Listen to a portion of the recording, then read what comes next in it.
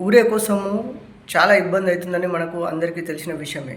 కానీ యూరియా ఇంతగాని ఇన్ని బస్తాలొస్తున్నా యూరియా సరిపోతలేదు అంటే, ఆ యూరియా ఎక్కడికి పోతుందో ఎవరికన్నా అర్థమైతుందా? అమ్ముక తింటున్నారు. అది గమనించట్లేము. మళ్ళా వచ్చిన యూరియాని కూడా రైతులకు సరైన పద్ధతిలో అందించడం లేదు. అది లీడర్లు ఆ లీడర్ల పేర్లు చెప్పుకొని, ఆ వాని పేరు వీరి పేరు చెప్పుకొని వచ్చి అక్కడ 10 బస్తాలు, 20 బస్తాలు తీసుకోవడం ఇట్లా జరుగుతుంది. సరైన రైతుకు ఒక బస్తా దొరకడానికి వాడు నెలల కొద్దీ ఎదురు చూడడం తప్ప ఒక బస్తా సరిగ్గా రైతుకు అందుతలేదు. ఆ యూరియా బస్తా రావడానికి కూడా అక్కడ ఎండనక వాననక తిండి తిప్పలు లేకుండా అక్కడ ఎదురు చూసుకుంటుంటే అక్కడ కూడా అన్యాయం జరుగుతుంది. ఒక సిస్టమేటిక్‌గా లేదు, ఏం లేదు, ఒక పద్ధతి లేదు, ఏం లేదు. అన్ని ఊర్లు వచ్చి ఒకటేసారి ఒక లోడ్ వచ్చిన తర్వాత అన్ని ఊర్లని ఒకసారి రప్పించి వాళ్ళకి ఎంత ఇబ్బంది పెడుతున్నారో ఒకసారి ఆలోచించాలి. ఎంత ఇబ్బంది అవుతుందంటే ఎరువులు లేక వాళ్ళు పంటలు అది పచ్చగా పడకుండా పూతకాయ లేకుండా సరైన రేట్లు లేక ఎంత ఇబ్బంది అవుతుంది. కొంచెమన్నా ప్రభుత్వం ఆలోచించాలి.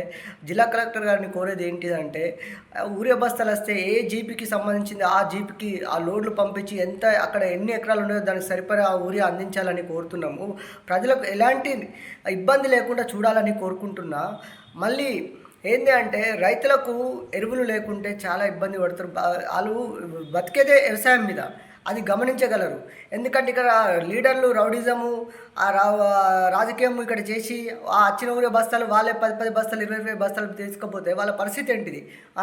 భూమిని నమ్ముకున్న రైతులని మనం ద్రోహం చేయడం కరెక్ట్ కాదు. కొంచెం గమనించగలరు. మా వచ్చిన ఊరిని సరిపడా అందరికీ అందించాలి. అదేవిధంగా ఏ ఊర్లో ఆ ఊర్లకే యూరియా పంపించి వాళ్ళకు అందించాలని నేను కోరుకుంటున్నా. ఎలాంటి ఇబ్బంది లేకుండా అందించాలి. ఎందుకంటే ఇంకొక 4 వదిలైతే వర్షాలు పోయిన తర్వాత యూరియా నువ్వు పంపించినా ఏం లాభం లేదు. వాళ్ళకు వర్షం వచ్చినప్పుడే యూరియా కావాలి. ఇది లాస్ట్ సారి వేయడానికి. సరైన ఖాతా లేదు, ఏం లేదు. మందులకు ఇష్టం వచ్చిన మందులకు రేట్లు పెట్టి వాళ్ళు పెట్టుబడి పెట్టి దాని తర్వాత అమ్ముదామంటే దానికి సరైన రేటు ఉండకపోవడం ఇలాంటిదే జరుగుతుంది. రైతులు ఎప్పుడు నష్టపోతూనే ఉన్నారు తప్ప కానీ వాడు బాగుపడ్డది లేదు. సరైన దుస్తులు కూడా వాడు వేసుకోవడానికి ఉండడం లేదు. అది కొంచెం గమనించగలరని ప్రభుత్వాన్ని కోరుకుంటున్న. గిట్టుబాటు ధర కూడా కలిగించాలని, ప్రతి ఒక్కరికి రైతులకు మంచి చేయాలని కోరుకుంటున్న ప్రభుత్వాన్ని. నేను ఇదే కోరుకుంటున్నా. దయచేసి రైతులకు ఎలాంటి ఇబ్బంది కలిగించకూడదు. రైతులని వాడుకొని రాజకీయం చేయకూడదని నేను కోరుకుంటున్నా. జై కిసాన్, జై